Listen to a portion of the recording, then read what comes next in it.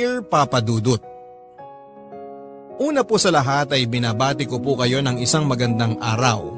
Gayon din sa lahat ng inyong mga listeners at ating mga kabarangay. Ako po si Daisy, 43 years old, housewife at may anak na 2. Isang 10 years old at isang 6 years old. At dahil isa po akong housewife, ay talagang araw-araw ko pong nasusubaybayan ang inyong programa. Lalo na po nitong mga nakaraang taon na pareho na pong pumapasok sa eskwelahan ang aking 2 anak.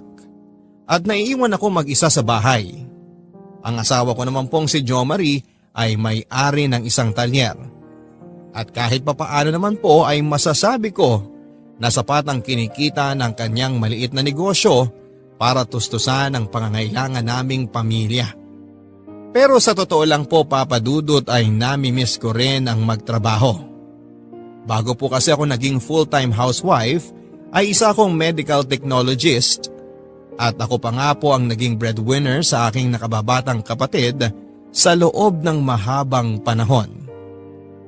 Matapos parehong pumanaw ang aming mga magulang dahil sa isang aksidente noong ako ay nasa kolehiyo. Ang sumunod po sa akin ay si Mariel, 40 years old at pamilyado na at nagmamanage ng isang maliit na tindahan. At ang bunso naman po namin ay si May, pamilyado na rin at isang direct seller ng isang cosmetic company. Mahal na mahal ko po ang aking pamilya, Papa Dudut. Ang aking mga kapatid. Lalo pa noong pumanaw na ang aming magulang. At kaming 3 na lamang ang naging magkakampi sa mundo. At masasabi ko rin po na napaka-close namin sa isa't isa. Na siya nga rin pong sigurong dahilan kung bakit naging masaya kaming 3 sa buhay single sa loob ng mahabang panahon. 30 anyos na po ako nang magkaroon ako ng una kong boyfriend. At etong mga kapatid ko ay parang leader din talaga nila ako. Dahil matapos kong magka-boyfriend ay nag-boyfriend na rin po sila. At pareho na rin silang nasa mid to late 20s nang magkaroon ng boyfriend.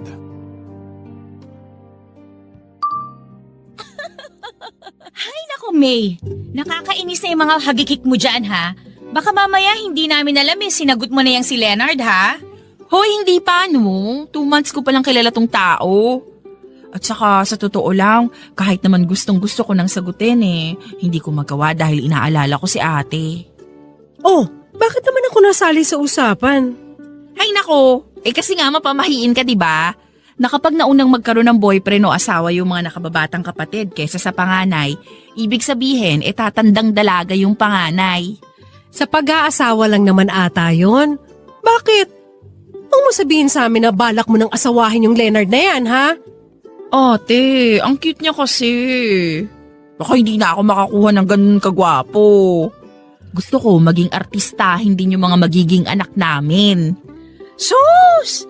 Paano kung lahat magmana sa'yo? Di bokya! He! Wisit ka talaga.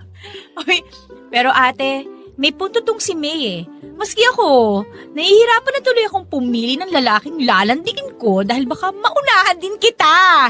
Ang tanong, kung lalandiin mo, papatulan ka ba? Ay, tumigil ka nga! Bunso ka lang Ay nako, ang tataas pa ng energy nyo. Parang wala kayong mga pasok sa trabaho bukas, ha? Pero hindi nga ate, yung si Remar, parang okay naman Pwede na rin. Pero parang mukhang boring naman si Remar ate. Okay lang yun, pagpapracticean lang naman ni Ate Daisy Uy, grabe! Hindi ako ganun, ha? Ay sus! Yung mga ganyang tingin, parang may lihim na pagtingin. Huli ka ate! Hindi, Fred ko lang yon, no? So binasted mo na? Di ba? Oh, ayun naman pala Ate, sagutin mo na si Remar. Ano ba bang inaalala mo? Pareho naman kami nagtatrabaho ni May. 30 anyos ka na. Tapos, mahal mo naman si Remar. O, bigo! Alam ko na. Uy, anong gagawin mo sa cellphone ko? Hi Remar! Gusto ko lang sabihin sa'yo na... May, akin na yan! Kaya yung gagawin mo. Dali, baby! Yagis mo sa akin! Ay, hindi! Uy! Isa ka pa! Dali,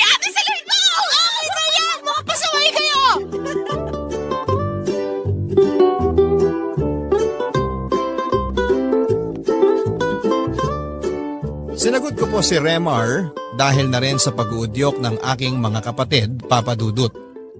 Siya po ang naging first boyfriend ko. Ngunit sa kasamaang palad ay naghiwalay din po kami matapos lamang ng ilang buwan dahil nahuli ko siya na nambababae. Dito ko nga po naisip na mukhang totoo nga po siguro yung sinasabi nila na yung mga tahimik at mukhang mababait daw ay nasa loob ang kulo. At dahil nga sa unang boyfriend ay sobrang naapektuhan po ako sa panloloko ni Remar. Lahat po ng insecurities ay inabot ko na. Pangit ba ako? Saan ako nagkulang? Minahal niya ba talaga ako? Pero mabuti na nga lang po at naroon ang aking dalawang kapatid. At kahit na papaano ay meron akong naging karamay sa aking pinagdaraanan. Kaya naging madali na rin sa akin ang makabangon mula sa depresyon na sinapit ko kay Remar. Pero siguro nga po ay natroma ako kay Remar, Papa Dudut. Dahil matagal-tagal din bago ako nagkaroon ng boyfriend. Meron namang po mga nanligaw sa akin pagkatapos niya. Pero naging mahirap na po sa akin ang magtiwala. Pero mga 1.5 taon mula nang magkahiwalay kami ni Remar, ay muli po akong umibig. At eto na nga po si Jo Marie, ang aking naging asawa. Bukod po sa may itsura si Jo Marie kumpara sa lahat ng mga nanligaw sa akin ay nagustuhan ko po siguro sa kanya ay talagang magkaiba sila ni Remar. Sa unang tingin po kasi ay mukha pang bad boy si Jo Marie. Tahimik, hindi masyadong nakikihalubilo at may pagkaprangka. Pero pag kaming dalawa lang po ay sweet naman siya sa akin at mabait. Kaya naman hindi ko rin po masyadong masisi ang mga kapatid ko kung hindi nila ito masyadong gusto noong nakilala nila ito.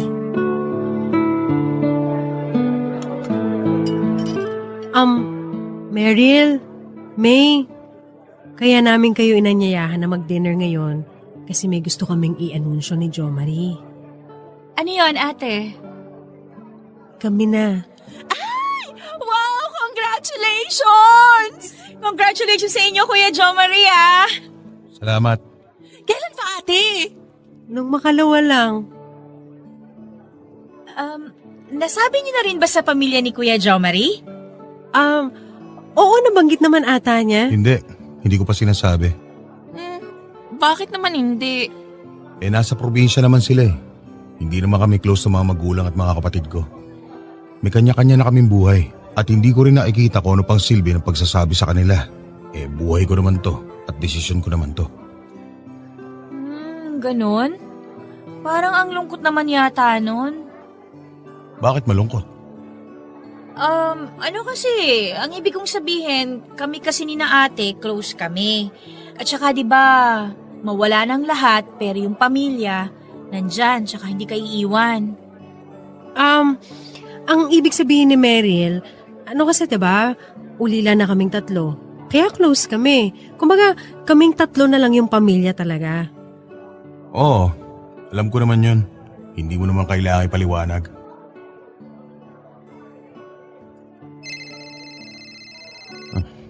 Boss ko yung tumatawag. Excuse me labas lang ako. Ate, medyo nakakainis yung boyfriend mo Oo nga ate, ang nega.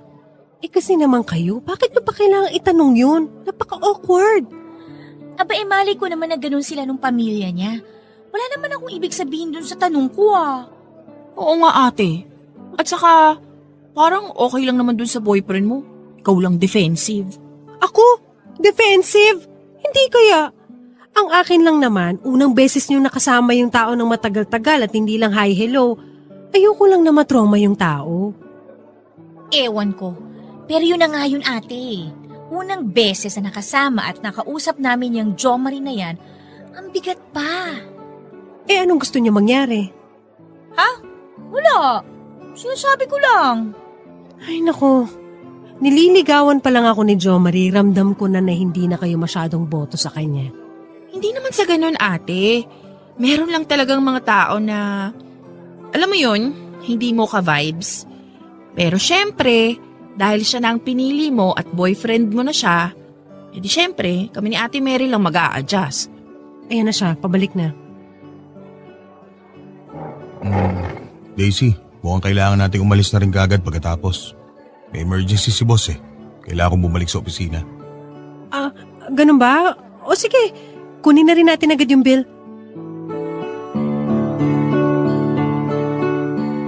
Sa madaling sabi ay hindi po talaga naging magkasundo ang aking mga kapatid at si Jo Marie Papadudut. Sa katunayan po ay hanggang sa posible ay hindi ko ipinagsasabay si Jo Marie at ang aking mga kapatid kapag may lakad. Ngunit sa tingin ko ay naging pabor din naman po ito sa kanila dahil ramdam ko na kapag isinama ko si Jo Marie sa mga reunion o lakad ng mga kamag-anak ay tipid makipag-usap at makisalumuha sa amin ang mga kapatid ko. At si Jo Marie din naman po ay hindi rin nagugustuhan na isinasama ko siya sa mga lakad namin ng mga kamag-anak ko. Kaya nang tumagal po ay talagang hiwalay na po ang mga lakad namin ng mga kapatid ko at mga lakad namin ni Jo Marie na naging medyo stressful po para sa akin dahil parang hinahati ko rin ang aking oras at ang aking pagkatao. Pero sa totoo lang po Papadudut ay kapag kasama ko ang mga kapatid ko ay pakaramdam ko na mas malaya at kampante ako sa mga kilos ko.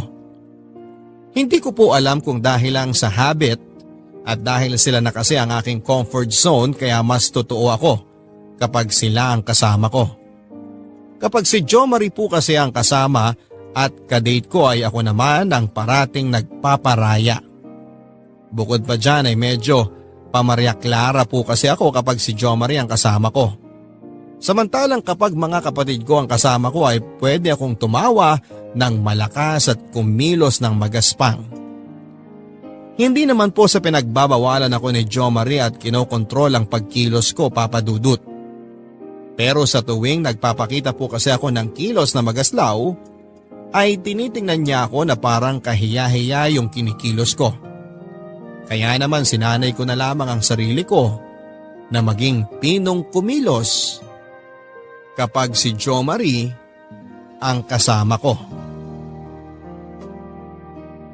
Halos lahat po ng desisyon sa relasyon namin ni Jo Marie ay siya ang nasusunod.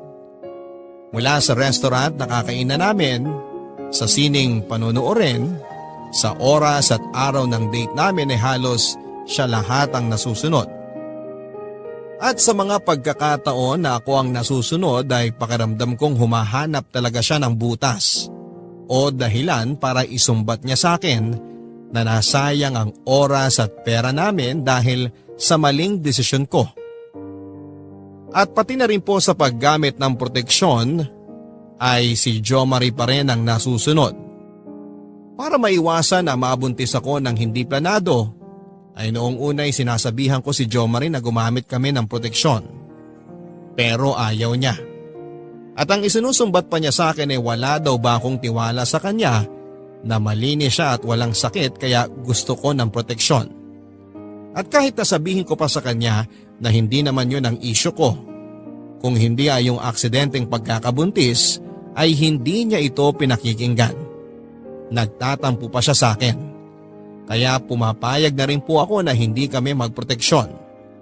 At tulad nga po ng kinakatakutan ko ay nabuntis po ako Papadudut.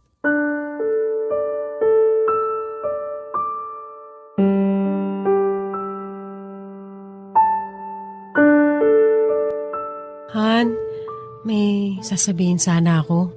Ano yun? Han, delayed ako. Ha? Anong delayed? 2 buwan na akong hindi nagkakaroon. Ano? Han, baka buntis ako. Imposible. Tuwing ginagawa naman natin yan kapag safe ka lang, di ba? Oo nga, pero ewan Ito na nga nangyari. Ay nako. Baka nagkamali ka lang ng bilang. Ano ba naman yan, Daisy? Magbibilang ka na nga lang Yun na nga lang ang gagawin mo. Pumapalpa ka pa. Nagbibilang naman ako Kung nagbibilang ka, bakit nabuntis ka? Syempre kasi diba, tansyahan naman talaga kapag calendar method. Anong tansyahan? Tanga ka ba? Ikatlong girlfriend na kita. Wala naman ako nabuntis doon sa dalawa kong ex. Hindi rin naman kami gumagamit ng proteksyon. Ibig sabihin, ikaw yung may mali. Ikaw yung hindi marunong magbilang. Tama ang bilang ko! Pipilit mo pa eh. Yan na nga bunga ng pagkakamali mo. Kasi naman, Jo Marie, sabi ko naman sa'yo na magproteksyon tayo, ayaw mo. So ako pa? Ako pa masama? Ako pa mali? Ikaw yung tatanga-tanga? Di ako tanga. Ikaw ang tanga. Ano sabi mo? Wala. Ako? Tanga? Umayos ka, Daisy ha? Nahawaan ka na yung mga kapatid mong magagaspa ang bunganga. Pasensya na. Nasa stress lang ako eh. Ano nang gagawin natin? Di ano pa? Kailangan na tayo magpakasal. Magpakasal? Pero pa ba dapat? Nandiyan na yan eh. Handa na ba tayong ikasal at magpamilya? May magagawa pa ba tayo?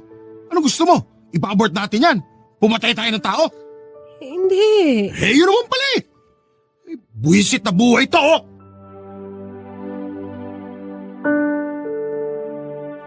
Matapos ko pong mag-pregnancy test at mapatunayan namin ni Jo Marie na buntis ako, ay agad po naming plinano ang aming pagpapakasal. Mabuti na nga lang po dahil nang mga panahong yon ay nakaipon na rin po ako at kahit na papaano, at si Jo Marie naman ay maayos naman ang kita sa kanyang pinagtatrabahuhan. Pero sa totoo lang po ay isa rin yon sa mga isinumbat sa akin ni Jo Marie Papadudut.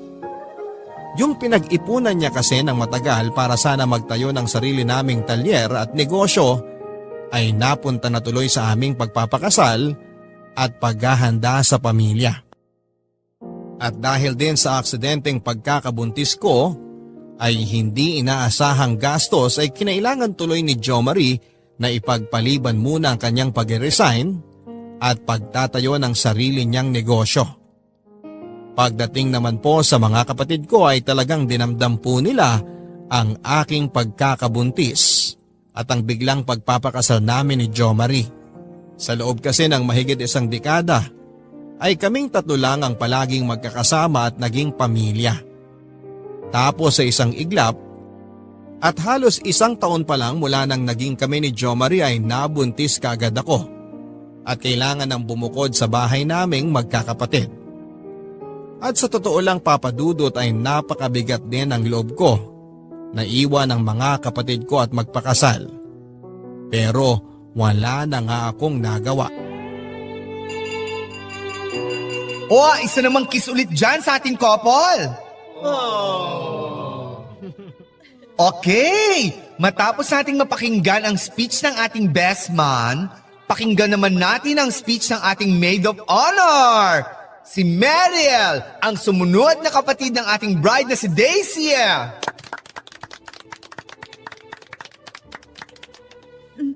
I'm sorry sobrang emotional lang talaga ako ngayon. Ay, ganun? Grabe namang iyak yan. Panglamay! Labag ata sa loob mo ang kasal na to, friend, ha? Si May na lang muna. Okay, sige, unahin na natin si May, ang bunsong kapatid ni Daisy, habang nagpapakalma tong si Mariel. Waiter, pagbuksan nyo na ng isang bote ng alak tong maid of honor natin. Dali Magandang gabi po sa inyong lahat. Hoy, ano ba yan? Mukhang iiyak na rin tong isang to. Hindi, sige, kaya ko to. Pagpasensyahan nyo na po kaming dalawa ni Ate Meryl kung medyo emosyonal kami ngayong araw na to. Sa loob po kasi ng mahigit isang dekada, matapos pumanaw ng aming mga magulang, kaming tatlo ng magkakapatid ang nagdamayan at naging isang pamilya. Mula po nang namatay ang aming mga magulang, si ate na po ang tumayo na magulang namin ni Ate Meryl. At bilang panganay namin, masasabi kong hindi matatawaran ang kabaitan at suporta na ibinigay niya sa amin ni ate. Kung hindi po dahil sa kanya at sa mga sinakripisyo niya po para sa amin, baka napariwara o napahamak na kaming magkapatid. Kaya po ngayon, sobrang bigat sa aming loob na bukas. Pagising namin, wala na si ate sa bahay. Wala nang gigising sa amin para mag-breakfast. Wala na kaming ibubuli ni Ate Meryl. At higit sa lahat, wala nang magluluto sa amin ang mga paborito naming ulam kapag masama yung pakiramdam namin. At mababakante na yung isang upuan sa hapagkainan. At hindi na rin kami magsisiksikan sa sofa kapag nanonood kami ng paborito naming pelikula. Ate Meryl, ikaw na. Okay na ako. Ate, sobrang mamimiss ka namin ni May. Pero sa totoo lang ate, nitong mga nakaraang buwan, sobrang nagsimula ka na rin naming mamiss ni May di ba May? Mula kasi nung nagka-boyfriend ka, nung naging kayo ni Kuya Jo Marie, mula sa full-time kapatid, naging half-time ka na lang sa amin, at ngayong kasal ka na, magiging part-time ka na lang na kapatid namin, baka nga seasonal na nga lang eh. Sobrang bilis lang din kasi ng mga pangyayari ate. Isang araw nagtatawanan tayo, nagbabangayan, tapos naguunahan sa CR kapag umaga. Isang araw, wala ka na sa bahay, may asawa ka na, magkakaanak ka na. Basta ate, ito lang ang pakakatandaan mo ha. Andito lang kami ni May palagi para sa'yo. Maaring maging iba yung priority mo ngayon pero tandaan mo na sa amin, sa akin, ikaw ang pinaka-importante. Kayo ni May ang priority ko. Kuya Jo Marie, alagaan mo si ate ha, please. Sobrang matiisin niya, hindi lang yan nagsasabi pero minsan may dinaramdam na pala. Ganyan siya kamasakripisyo para sa amin. At alam kong ganun din siya sa'yo. Kaya sana alagaan mo siya. Huwag mo siyang sasaktan. Please, kuya. Okay, maraming salamat Meryl, May. Parang may pinaguhugutan ha? Jo Maria, narinig mo naman ang request ng kapatid ng ating bride. Ingatan mo raw ang ate nila ha? Teka, seryoso na ang mukha ni groom? Syokot ako ha? Commercial break na nga tayo. Sana ba yung ating wedding singer? Hanggang dito ba naman, Daisy? Magaganyan ang mga kapatid mo? Ha? May masama ba silang sinabi? Napakalit talaga ng utak mo. Pinapahiya na tayo, hindi mo pa alam. At saka ano ba naman yung host na kinuha mo? Napakabakya at bastos ang bunganga. Nakakaya sa mga ninong at ninang natin.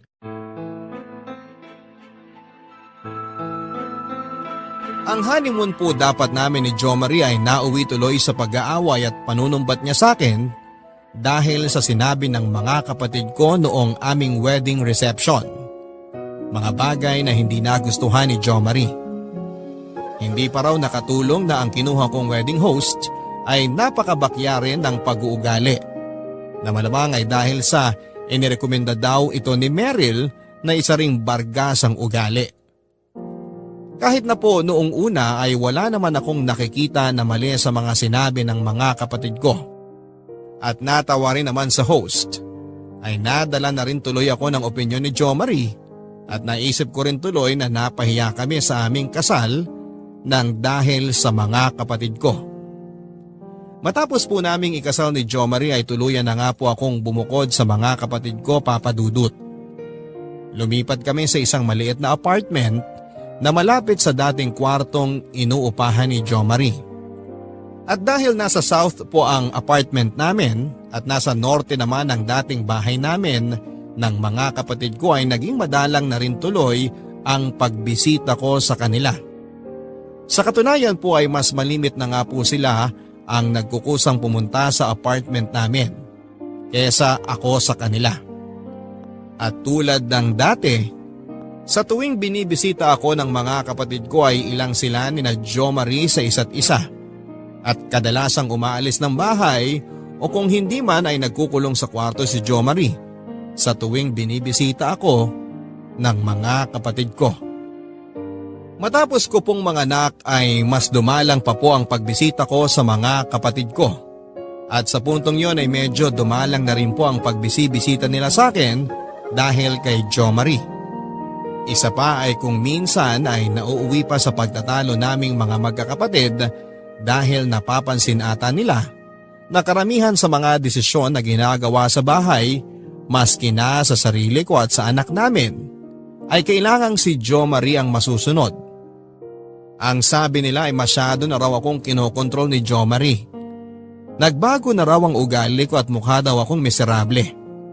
Ang sabi ko naman ay nasasabi lang nila ang mga bagay na yon dahil wala pa silang asawa. At hindi nila naiintindihan ang sitwasyon ko dahil sa buong buhay nila. Hindi naman sila nakaramdam na kailangan nilang magsakripisyo dahil inako ko na ang lahat ng paghihirap para sa kinabukasan nila. Maski po ako ay nagulat sa aking sarili nang lumabas ang mga salitang yon sa bibig ko. Siguro ay nasabi ko lang yon para saktan sila at tumahimik na sila. Dahil deep inside ay alam ko naman na tama sila. Totoo nga kung minsan ay pakaramdam kong nasasakal na ako kay Jo Marie. At totoo ngang minsan ay pakaramdam kong hindi ko nakilala ang aking sarili. Mula po ng pagkatalo namin yon ay naging bibihira na lamang ang pagbisita ng mga kapatid ko sa akin. At ramdam ko na unti-unti na rin silang naging cold sa akin. At hindi nga tumagal na sa halip na bumisita ay tumatawag na lang sila at nangungumusta. At nang tumagal pa, maski pagtawag ay hindi na rin nila ginagawa. Pero hindi ko rin naman sila masisisi dahil alam ko na ako rin ang may pagkukulang. At ako ang unang nagpakalayo sa kanila. Eventually ay nagkaroon na rin po ng kanya-kanyang mga pamilya ang mga kapatid ko. At nang mangyari yon ay talagang mas dumalang na ang pagkikita at pag-uusap naming tatlo. Hanggang sa isang araw ay nagulat na lamang ako nang tumawag sa akin si Meryl.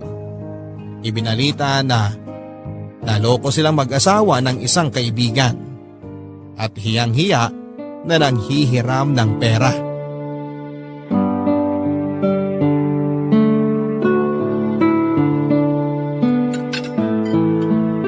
Han, alam mo, kanina tumawag sa akin si Meryl. Minalas sila. Minalas saan? Doon sa negosyo nila, di ba nagtayo sila ng lending? Oh, May nangutang sa kanila ng 500,000. Tapos nung sinisingil na nila, hindi na nila mahagilap. Sila naman tiwala kasi dati nanghiram na yun ng 200,000 para sa negosyo. Nakabayad naman agad. Aktibo sa simbahan. Maayos kausap, mabait. Tapos nung 500k na, matapos magbayad ng unang hulog, nawala nang bigla. Nagtago na. yan ang napapala nila. Alam naman nilang bawal yung pinasok nilang 5656, ginawa pa nila. Nakuha nilang hinahanap nila. Tiwala kasi dahil kaibigan naman ng asawa ni Meryl yung tao. Yun na nga, niloko pa rin sila. Han, kaya nga rin tumawag sa akin si Meryl kahapon. Nangihiram kasi siya kahit mga 30,000 lang daw. Maitawid lang nila tong buwan na to. Bayaran na rin daw ng tuition ng mga bata Si May kasi 10,000 lang ang pwedeng ipaluwal dahil may mga gastusin din. Ikaw, bahala ka kung gusto mong pautangin yung kapatid mo. Han, alam mo naman na matagal nang naubos yung personal kong savings mula nung mag full-time housewife ako Oo ngayon, ano balak mo? Manghihiram sana ako sa'yo. So, manghihiram ka sa akin ng pera para may ipahiram sa kapatid mo dahil niloko siya ng pinahiram niya ng pera? Oo. Ano yung pambabayad mo kung hindi rin magbayad yung kapatid mo? Han, magbabayad naman si Meryl. Ang pinakamalala ng pwede mangyari, matagalan siya magbayad pero sigurado ako magbabayad yun. Kung yung kaibigan nga nila, niloko sila Tiwala din sila doon. Kaibigan lang naman yun Si Meryl, kapatid ko yun. Daisy, pagdating sa pera, wala kang dapat na pinagkakatiwalaan. At saka yung mga kapatid mo lang naman yan May pamilya ka na. May mga pamilya na rin yung mga yan.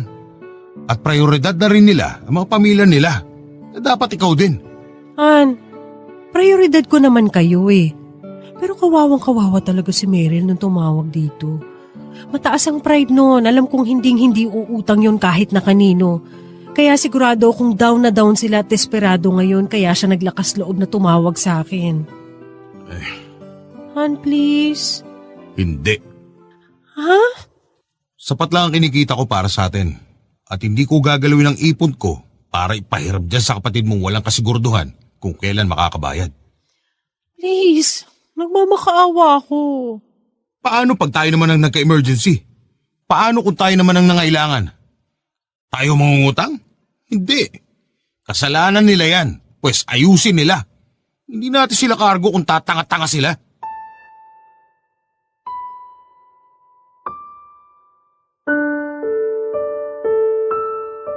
Dahil hindi po pumayag si Jo Marie at dahil wala rin naman po akong pagkukunan ng pera, ay hindi ko po pinautang si Meryl Papadudut.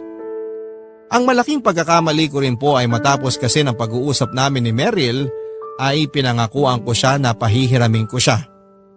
Kaya nang tumawag ako sa kanya para sabihing hindi ko siya mapapahiram ay kinailangan ko pang magsunungaling at gumawa ng kwento at dahilan kung bakit kapos kami sa pera. Na sa tingin ko ay natunugan ni Meryl na nagsisinungaling lamang ako. At matapos nga po ng insidenteng yon ay naramdaman ko na mas lalo pang lumayo ang loob sa akin ni Meryl. Pero sa puntong yon ay tingin ko po ay medyo na brainwash na rin po ako ni Jo Marie. Magaling po siyang magpaliwanag at magdahilan sa mga desisyon at pananaw niya na sa unang tingin ay masyadong makasarili o marahas. Oo nga naman at illegal kasi ang pautangang negosyo ni na Meryl. Oo nga naman at hindi namin kargo kung sakaling maranasan nila ang masamang epekto ng mga maling desisyon nila ng asawa niya. Sa sobrang galing na magpaliwanag at magdahilan ni Jo Marie, ay trinato ko sina Meryl at May na parang mga individual na mga tao na responsable sa lahat ng mga desisyon nila sa buhay. Maaring tama naman po si Jo Marie sa kanyang mga paniniwala at pagdadahilan sa buhay. Pero nakalimutan ko po ang isang mahalagang bagay kay Jo Marie. Si Jo Marie po ay isang tao na galit sa kanyang mga kapatid at walang pagpapahalaga sa kanyang pamilya. At sa kasamaang palad ay naimpluwensyahan niya ako sa mga bagay na ito.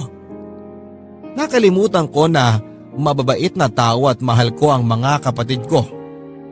Ngunit tila pinaglaruan po kami ng tadhana, Papadudut. Mga isang taon matapos nalagay sa pinansyal na krisis si Meryl, ay kami naman ni Jo Marie ang nalagay sa alanganin. Nagkadenggi po si Jo Marie at dahil si Jo Marie lang po ang breadwinner sa amin at kakapanganak ko lamang po sa aming ikalawang supling, ay talagang nalimas halos ang lahat ng savings namin. At dahil na rin po sa guilt na naramdaman ko nang hindi ko pinahiram si Meryl, ay hindi tuloy ako makalapit sa kanila para humingi ng tulong.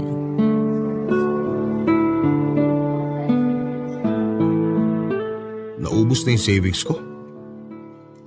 Meron pa namang natira. Kaunti na lang. Kapag winidraw ko pa yun, magkuklose na yung account eh. Ano? Ilang libo na lang yun. Pambihira naman. Yung TV sa bahay, isang lamon na nga lang muna. Sige na, huwag ka nang ma-stress. Ako nang bahala sa babayaran. Ikaw ang bahala? Hindi ka naman marunong dumiskarte. Ay, mga kapatid mo. May! Meryl! Ate,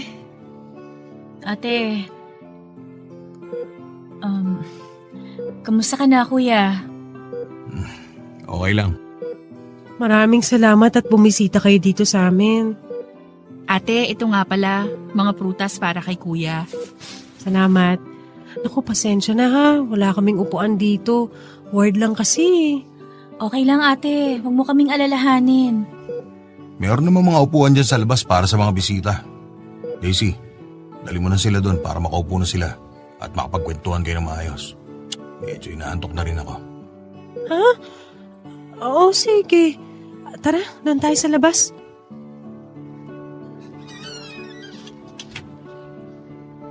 Ate, bakit hindi mo naman sinabi sa amin na na-dengue pala si Kuya Joe Marie?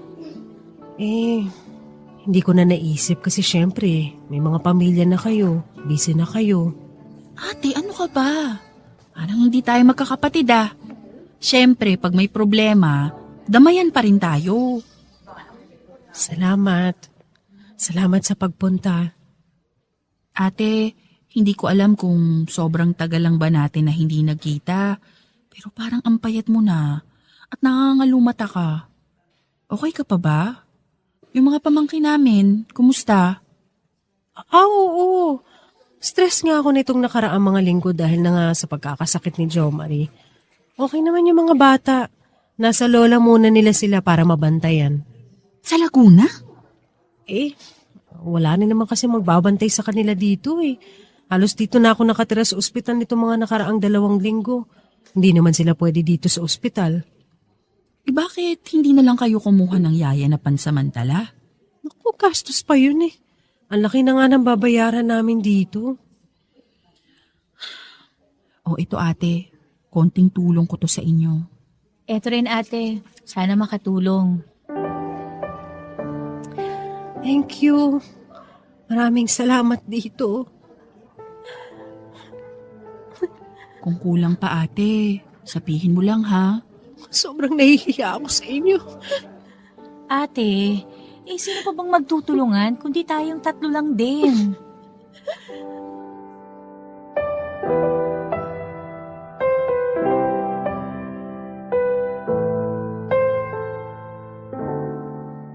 Kinapalang ko na po ang aking mukha sa pagkakataong yon at tuluyan na akong nanghiram ng pera kina May at Meryl. At agad naman po nila akong pinahiram. Walang tanong-tanong. At dahil sa kabutiang loob nila ay matiwasay ko pong nailabas sa ospital si Jo Marie at sumapat pa ang natirang pera para makarecover kami sa loob ng 1 buwan habang tuluyang nagpapalakas si Jo Marie sa bahay. Hindi po agad nalaman ni Jo Marie na pinahiram ako ng pera ng aking mga kapatid. Pagkabigay po kasi nila sa akin ng pera ay agad kong binayaran ang aming mga bills sa ospital. Masaya ko pong binalita kay Jo Marie ang pagpapautang sa amin ng mga kapatid ko. Pero nang malaman niya po yon, ay sumama ang kanyang mukha. Bakit kailangan pa daw akong manghiram ng pera gayong pwede naman kaming magbenta ng mga gamit sa bahay? Pero nang sinabi ko po sa kanya ang halaga ng mga bills at mga naipong bayarin sa bahay, ay tumahimik na lang din po si Jo Marie. Alam niya rin na kahit na ibenta po namin ang lahat ng gamit namin, ay kulang pa rin yon sa aming mga babayaran at gagastusin. Alam kong medyo tumama sa pride ni Jo Marie ang pagpapahiram sa amin ng pera ng mga kapatid ko. Kaya naman nang makarecover po siya, ay wala pong sinayang na oras si Jo Marie at dumiskarte para agad naming mabayaran ang mga utang namin.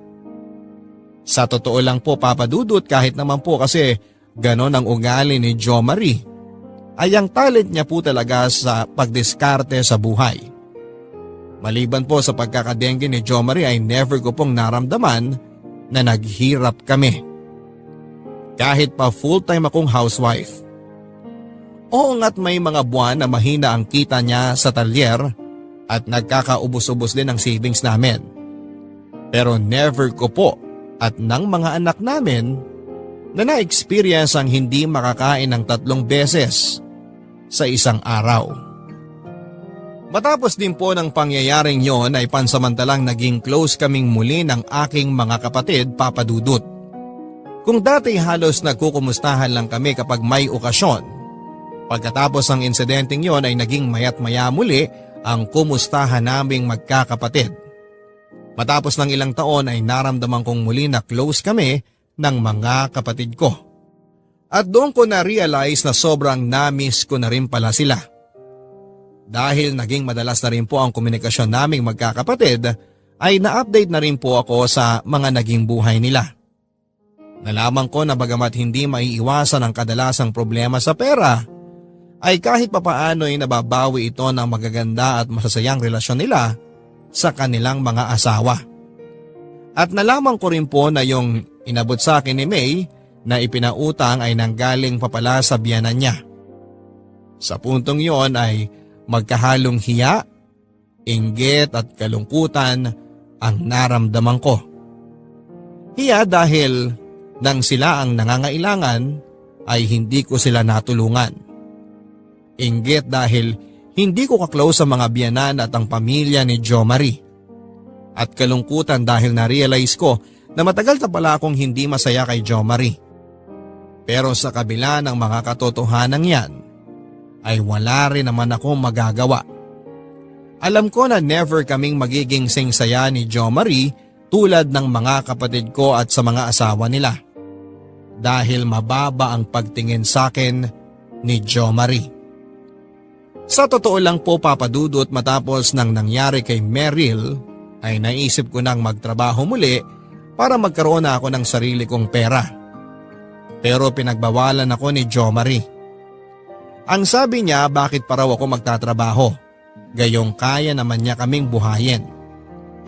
Alangan naman daw na iasa ko ang pagpapalaki sa mga bata sa katulong. Bukod sa magastos na, ay papatunayan lang daw noon na iresponsable akong ina. Ang lugar ko raw ay sa bahay at wala ng iba. Ngunit dumating na naman ang pagkakataon na kinakailangan ako ng mga kapatid ko papadudot. Noong nakaraang buwan ay nahagip ang anak ni May ng isang pribadong sasakyan. At dahil walang CCTV sa lugar ng pinangyarihan ay hindi rin nahuli ang driver ng sasakyan. Naging kritikal ang lagay ng bata papadudot. Marami ang dugo ang nawala. At dahil sa kasilanan ng naging kondisyon, ay namroblema muli sila sa bayarin sa ospital.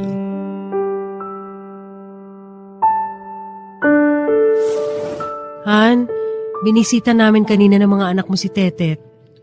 Kamusta na yung bata? Ayun, stable na sa awa ng Diyos. Malaking himala din na walang masamang findings doon sa MRI niya. Di mabuti naman. Han, nangihiram sa atin si May eh. Nasa kalahating milyon na yung bill nila sa ospital. Ha? Bakit inabot ng ganong kalaki?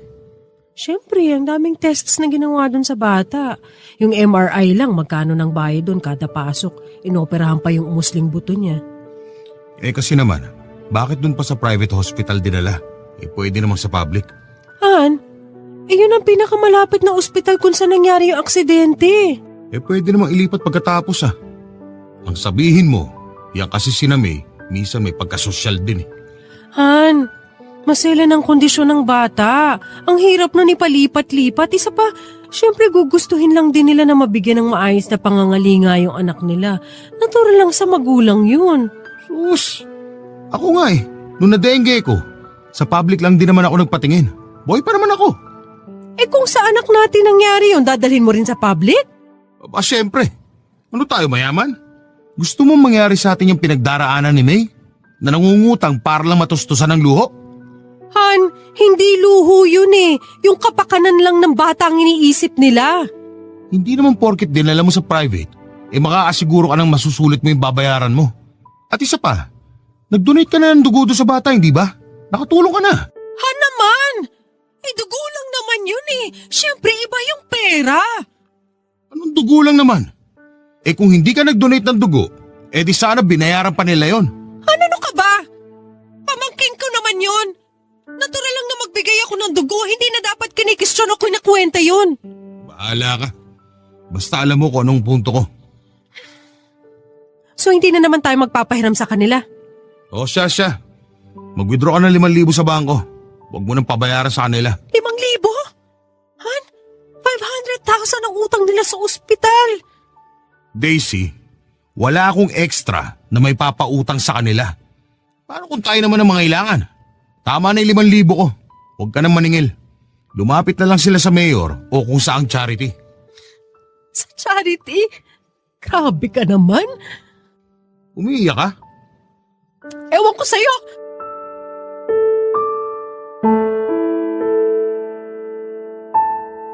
Hindi po natinag si Jo Marie Papadudut. Talagang hindi siya nagpautang kay May at talagang 5,000 lang ang nilabas niyang tulong para sa pamangking ko. Pero wala naman po akong magawa. Isang dekada na po akong kasal kay Jo Marie at nakasanayan ko nang sa kanya lamang ako umaasa. Isang dekada na po akong housewife at kung sakaling may mangyari kay Jo Marie o sa amin at kinakailangang ako naman ang magtrabaho, sa totoo lang po ay hindi ko alam kung makakakuha pa ako ng trabaho. At kung sakaling makahanap po ako ng trabaho ay hindi ko alam kung magagampanan ko pa yon ng tama. At kakayaning pagsabayin ang pagiging ina sa mga anak ko. Bukod po dyan ay sobrang bigat po ng loob ko dahil alam kong aabot na sa 1,000,000 ang perang ipon ni Jo Marie. Dahil ako po ang nagmamanage ng bahay ay nasa akin ang passbook at ang ATM niya. Alam ko ang password niya. Alam ko ring hindi naman masyadong magiging kawalan sa amin kung sakasakaling pahiramin namin si May ng 100,000. Kahit pa nga 200,000 sa tingin ko ay kakayanin. Pero hindi po pumayag si Jo Marie Papadudut. At ano nga naman ba ang karapatan ko? Pera naman niya yon at asawa lang naman niya ako. Ngunit ang pinaka hindi ko po matanggap ay 2 linggo matapos makalabas ng ospital ng pamangking ko ay bigla na lang akong may nakitang nakaparadang bagong sasakyan sa tapat ng bahay namin, Papadudut. Bumili ng kotse si Jo Marie at nang tinignan ko ang account niya ay kumpirmado nga na nabawasan ito. Cash niya pa itong binili. At sa panlulumo ko ay nawala na rin ako ng lakas na kumprontahin siya. Hiyang-hiya po ako kay May. Sa Diyos, sa aking sarili. Ang inisip ko na lamang po ay hindi naman siguro malalaman ni May na bumili kami ng kotse. Pero sa pagbibiro ng tadhana ay gano'n na nga po ang nangyari.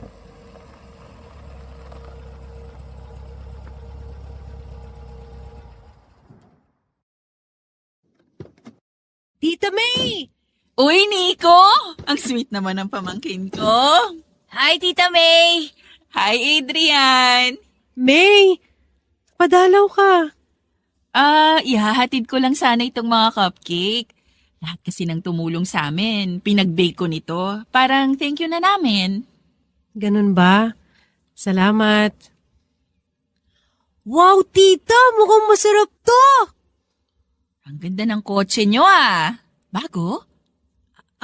Ano? Yes, Tita! Ang ganda nga sa loob eh. Ang luwag. Ang lambot ng upuan.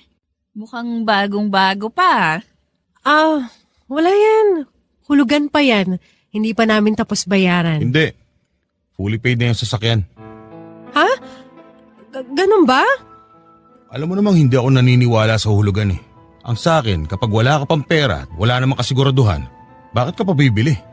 Bumili ka lang kapag may pera ka. May? Kumusta na si Tetet? Okay naman. Tara, doon tayo sa loob ng bahay. Hindi na ate. Talagang idinaan ko lang yung mga cupcake. Sige, mauna na ako. May! May, teka! Bakit ate? May, Ate, wag mo nang pahirapan ang sarili mo. Huwag ka na mag-explain. Pera nyo naman yan eh. Pera pala ng asawa mo. Kaya malaya siyang gawin kahit anong gusto niya. May, hindi ko alam na bibili siya ng kotse. Ate, huwag na tayo maglokohan. Alam nating pareho na kahit na alam mo, wala ka rin namang magagawa. Wala ka rin gagawin. Dahil taling-tali ka na dyan sa asawa mo.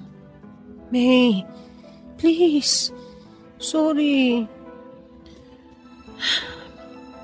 Sige ate, mauna na ako.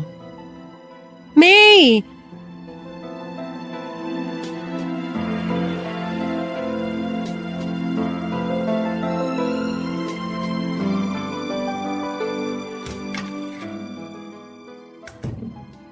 Boys, dun muna kayo sa kwarto nyo. Bakit, Ma? Basta, may pag-uusapan kami ng papa nyo. Okay po. Ano pag-uusapan natin? Han, bakit mo naman kailangan sabihin kay May na binayaran mo ng cash yung sasakyan? Ano? At bakit kailangan mo magsinungaling sa kanya? Sa totoo namang cash kong binili yun eh. Wala ka talagang pakialam. Tumigil ka nga. Ang OA mo ha. OA! Jo Marie, yung anak ni May nag 50-50 sa ospital. Nangutang sila kung kani-kanino mabunulang yung kalahating milyong bayarin nila. Hindi tayo nagpautang. 5,000 lang ang binigay mo. Tapos pagdudultula mo pa sa mukha niya na habang hirap na hirap sila sa pera, tayo naman bumili ng mga bagay na hindi natin kailangan. Hoy! Anong hindi kailangan? Kotse yan. Magagamit natin yan. Para sa inyo yan. Pero makakapaghintay naman yan eh. Anong gusto mo? Ipautang ko yung pera ko sa kapatid mo? Sa laki ng utang nun, kailan pa yun makakabayad? Kapag binata na yung mga anak mo at malayo ng loob sa'yo? Ang hirap kasi sa'yo, pamilyado ka ng tao, pero ang priority mo, mga kapatid mo pa rin. Paano sila magiging priority ko? Halos buong buhay ko, inalay ko na sa inyo ng mga anak natin. Oo nga! Andito ka nga! Pero nararamdaman ko na ayaw mo naman dito! Na gusto mo magtrabaho at mabuhay na kasama ng mga kapatid mo! Daisy, may mga pamilya na yung mga yan. Ikaw meron na rin. Hindi ka pa rin nakaka-move on dahil sa pagiging panganay mo. Kabilang pamilya mo. Pero pamilya ko pa rin sila. Mga kapatid ko sila at sa loob ng isang dekada, binigo ko silang tulungan sa mga oras na kailangan nilang tulong ko at wala silang matakbuhan.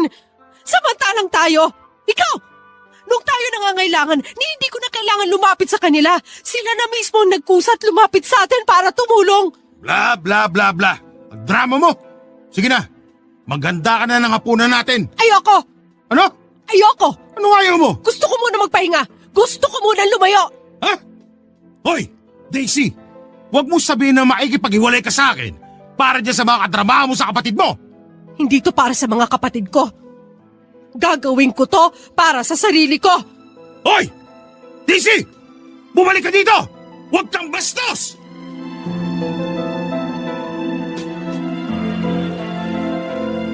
Nag-alsa balutan po ako sa bahay namin, Papa Dudut. Alam ko pong medyo mabilisan ang aking desisyon, pero sa puntong yon ay hindi ko na rin po napanlabanan ang damdamin ko. Parang ang lahat ng kinimkim ko ng isang dekada kay Jo Marie ay sumabog na lamang ng gabing yon. Kinapalang ko ng mukha ko at nakituluyan ako kina Meryl. Alam ko po kasi na may tampo nga rin sa akin si May at sa kabutihan ng Diyos ay tinanggap naman po ako ni Meryl. Sa ngayon po ay magdadalawang linggo na ako na nakatira sa pamilya niya. Si Meryl na rin po ang naging tulay upang makausap si May. At sa awa ng Diyos ay nagkaayos din naman po kami. Pinatawad na rin po niya ako. At ang sabi po sa akin ng mga kapatid ko ay masaya sila na sa wakas ay nakatayo na ako sa sarili kong paa at naipaglabang ko na rin ang gusto ko at ang aking sarili kay Jo Marie. Mula po nang ako ay umalis ay araw-araw kong tinatawagan ng mga anak ko para maramdaman nila na wala silang kasalanan. At para rin mabawasan ang pakiramdam nila na iniwan ko sila. Ipinangako ko sa kanila na babalik ako. Kailangan ko lang magpagaling ng aking puso. Hindi ko pa rin po nakakausap si Jo Marie mula nang umalis ako sa bahay. At ayon po sa huling pag-uusap namin ng mga anak ko, ay pinagsabihan na rin daw sila ng papa nila na huwag na akong kausapin hanggat hindi ako bumabalik sa bahay. Papa Dudut, may bahagi sa akin na nakahinga ng maluwag matapos akong mag-alsa balutan sa bahay. Pero napakalaking bahagi din po sa akin ang natatakot na panindigan itong desisyon ko dahil na rin sa mga anak ko.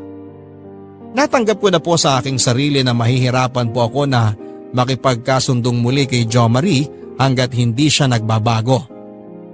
Pero sa pagkakakilala ko po kay Jo Marie ay alam kong malabo na itong lumambot sa akin. At makita, nakapantay niya lamang ako. Na hindi lang ako asawa niya. Tao din ako na kailangan niyang irespeto.